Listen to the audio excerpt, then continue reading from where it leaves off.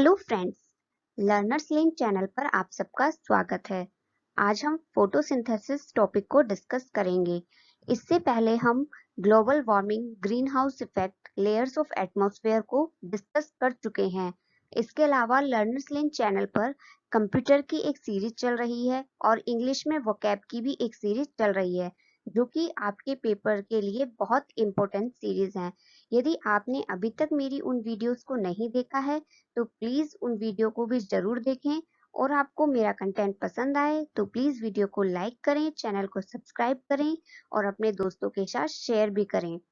और दोस्तों, चैनल को सब्सक्राइब करने के बाद आप बेल आइकन भी जरूर दबाएं, ताकि जब भी मैं वीडियो अपलोड करूं तो आपको नोटिफिकेशन मिल जाए। तो चलिए अब हम अपना आज का टॉपिक शुरू करते हैं। फोटोसिंथेसिस को हम दो पार्ट में पढ़ेंगे। पहले पार्ट में हम फोटोसिंथेसिस प्रोसेस का मीनिंग समझेंगे, उसके यूजेस देखेंगे, और फोटोसिंथेसिस एक एनाबॉलिक प्रोसेस है, रिडॉक्स रिएक्शन है, इसे समझेंगे। उसके बाद जो फोटोसिंथेसिस प्रोसेस के लिए जरूरी घटक आवश्यक होते हैं, जैसे carbon dioxide, water, sunlight, chlorophyll, इसके बारे में डिटेल में समझेंगे और फिर अंत में कुछ प्रैक्टिस क्वेश्चन करेंगे। तो चलिए फिर अब शुरू करते हैं। सबसे पहले हम फोटोसिंथेसिस प्रोसेस के मीनिंग को समझते हैं। फोटोसिंथेसिस का मतलब होता है लाइट की प्रेजेंस में कोई चीज बनाना।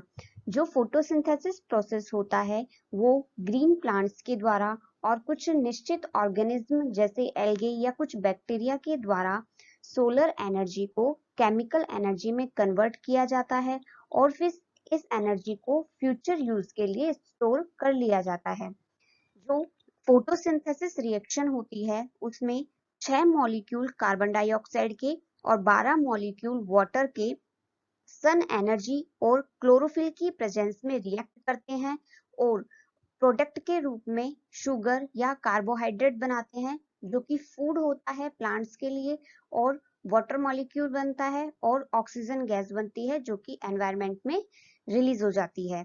इसके अलावा जो ग्रीन प्लांट्स, एल्गे या कुछ सर्टेन बैक्टीरिया होते हैं, इन्हें हम ऑटोट्रोफ या स्वपोषी कहते हैं, क्योंकि ये सन एनर्जी की प्रेजेंस में अपना खाना खुद बनाते हैं।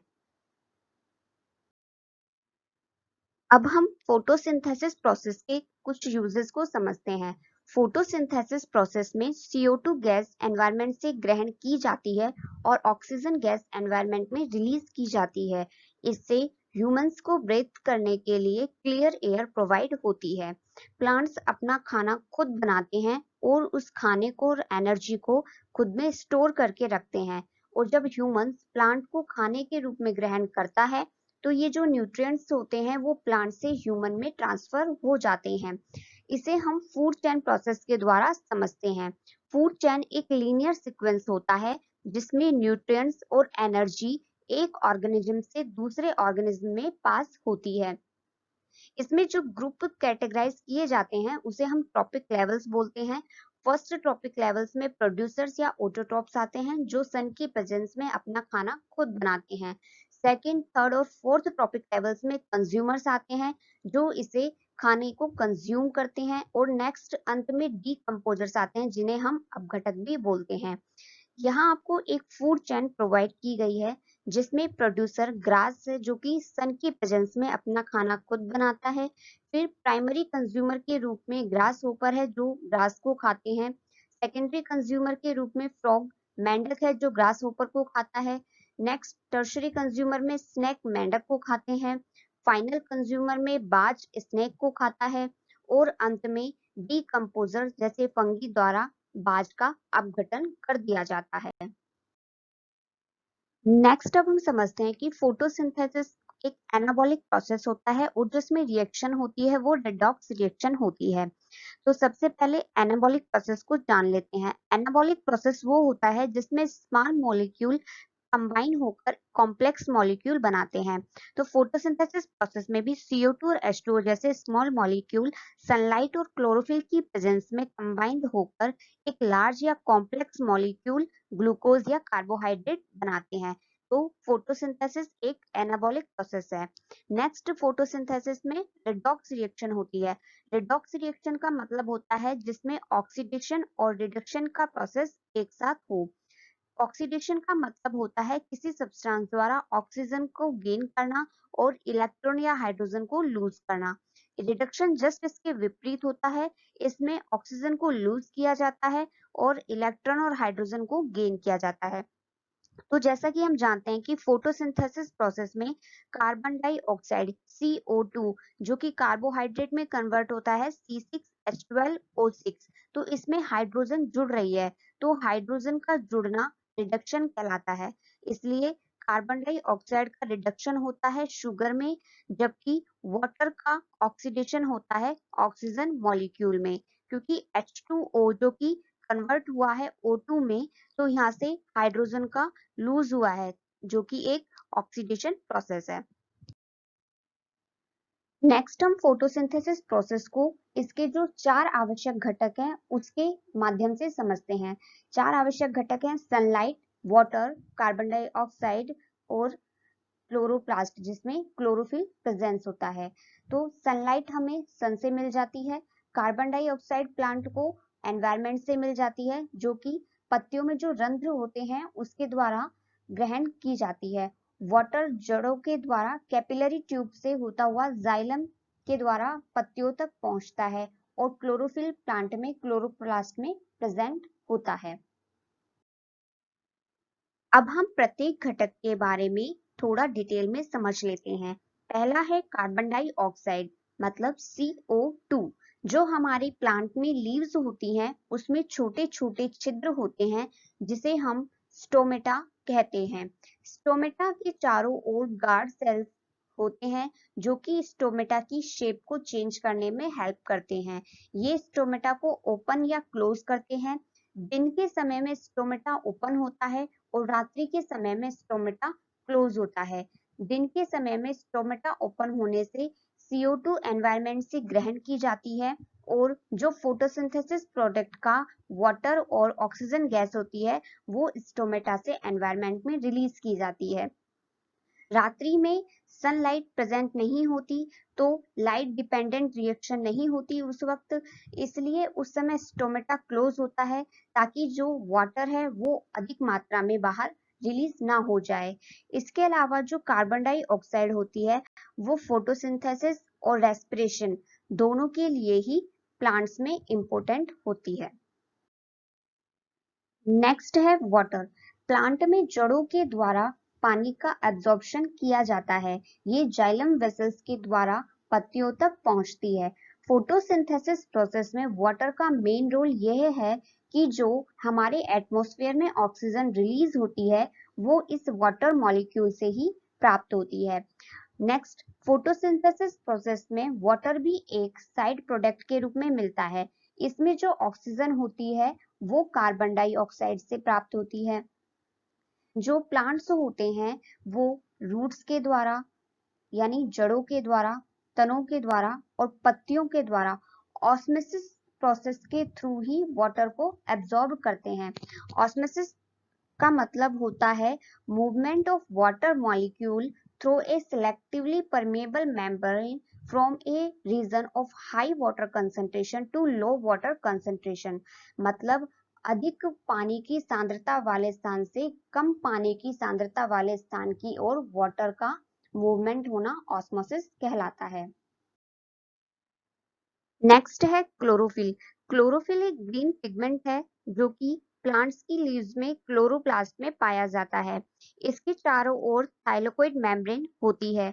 फोटोसिंथेसिस प्रोसेस के दौरान क्लोरोफिल सन रेडिएशन को कैप्चर करता है और कार्बोहाइड्रेट और एनर्जी बनाता है जो कि प्लांट को ग्रो करने में हेल्प करती है। नेक्स्ट, क्लोरोफिल के दो मोस्ट कॉमन टाइप हैं, क्लोरोफिल ए जो कि ब्लू ब्लैक एस्टर है एंड क्लोरोफिल बी जो कि डार्क ग्रीन एस्टर है। इसके अलावा जो क्लोरोफिल होते हैं उसके सेंटर में मैग्नीशियम आयन पाया जाता है। नेक्स्ट है सनलाइट। फोटोसिंथेसिस प्रोसेस में क्लोरोफिल सनलाइट को एब्जॉर्ब करता है। क्लोरोफिल सन की विजिबल लाइट के रीजन रेड लाइट से ब्लू लाइट तक की वेवलेंथ को ही एब्जॉर्ब कर पाता है। यह जो ग्रीन लाइट है उसको स्ट्रांगली रिफ्लेक्ट कर देता है, उसे एब्जॉर्ब नहीं करता, इसीलिए हमें उनका हरा रंग दिखाई देता है। और जो मैक्सिमम फोटोसिंथेसिस होता है वो रेड लाइट की प्रेजेंस में होता है। Next, the region between 400 nanometer and 700 nanometer is referred to as photosynthetically active radiation PAR।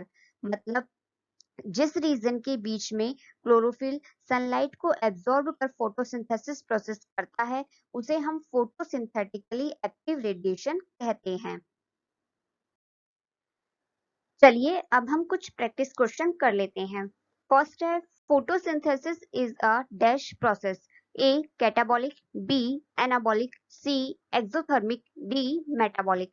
तो हमने ये डिस्कस किया था कि फोटोसिंथेसिस एक एनाबॉलिक प्रोसेस है जिसमें स्मॉल मॉलिक्यूल आपस में कंबाइन होकर कॉम्प्लेक्स मॉलिक्यूल बनाते हैं। तो इसका करेक्ट आंसर है ऑप्शन बी। सेकंड है name of the metal present in chlorophyll. A iron, B magnesium, C sulphur, D copper. तो हमने इस बारे में डिस्कस किया था कि जो क्लोरोफिल होता है उसके सेंटर में मैग्नीशियम आयन होता है। तो इसका करेक्ट आंसर है ऑप्शन बी।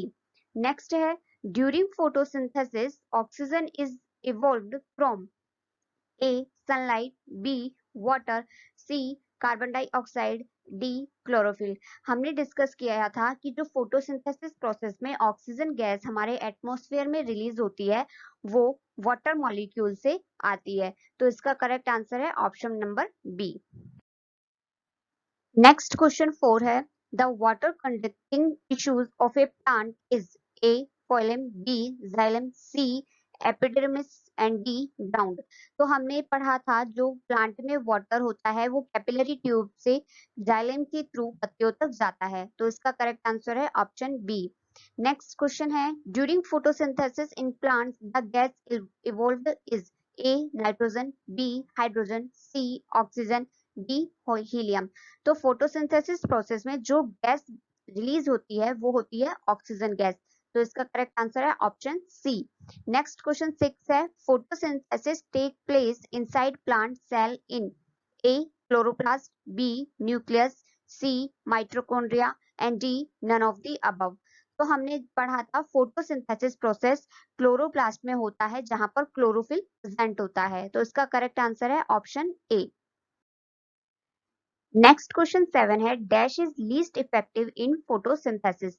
ए green light, B red light, C blue light, D violet light. तो हमने पढ़ा था कि रेड लाइट में तो फोटोसिंथेसिस सबसे ज्यादा होता है, उसके बाद ब्लू और उसके बाद वायलेट लाइट में। लेकिन जो ग्रीन लाइट होता है उसे वो रिफ्लेक्ट कर देता है, एब्जॉर्ब नहीं करता। तो सबसे कम फोटोसिंथेसिस होगा ग्रीन लाइट में। तो इसका करेक्ट आंसर है ऑप्शन ए।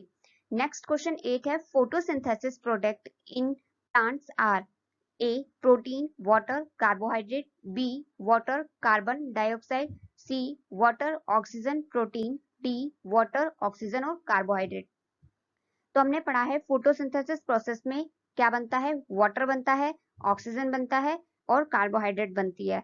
कार्बोहाइड्रेट तो उसके फूड के रूप में स्टोर हो जाती है और वाटर और ऑक्सीजन स्टोमेटा के थ्रू हमारे एटमॉस्फेयर में रिलीज हो जाती है। तो इसका करेक्ट आंसर है option D.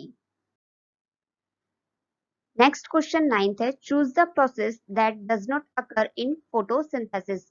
A absorption of light energy by chlorophyll, B conversion of light energy to chemical energy, C reduction of carbon dioxide to carbohydrate and D oxidation of carbon to carbon dioxide.